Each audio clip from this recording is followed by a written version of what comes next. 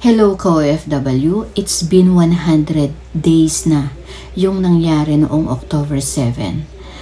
At ang Israel ay inaakusahan na genocide ang ginagawa sa Gaza. Balikan po natin yung nangyari noong October 7. Panoorin niyo po ang video na ito.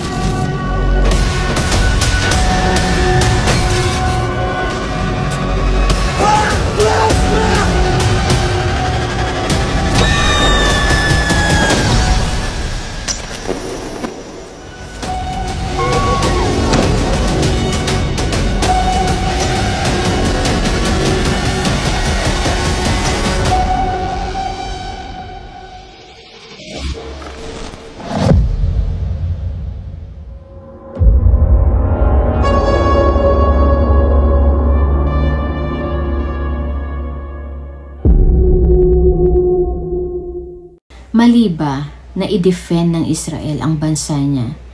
Mali ba na gusto lang niyang iligtas ang kanyang citizen na hinostage ng mga Hamas? Noong October 7, 5,000 rockets ang pinalipad ng mga Hamas sa loob ng isang araw lang yun. And until now, nagpapalipad pa rin sila ng rockets. Kung walang Iron Dome, ano na ang nangyari sa Israel? Siguradong burado na ito sa mundo, matagal na.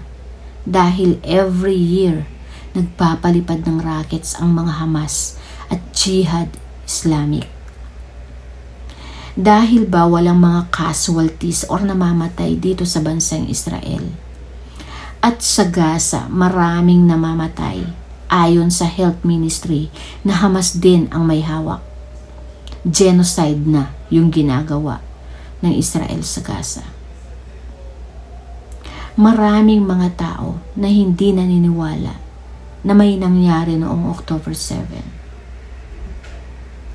Kaya ngayon 100 days na yung nangyari noong October 7. Nagsalita na yung Prime Minister na hindi siya hihinto, na hindi niya pahihintulutan na mag-stop yung ginagawa ng mga IDF sa Gaza hanggang hindi ma-rescue ang mga hostages at malipol yung mga Hamas kahit na may kinakaharap silang kaso sa International Court of Justice na genocide nga daw ang ginagawa ng Israel sa Gaza.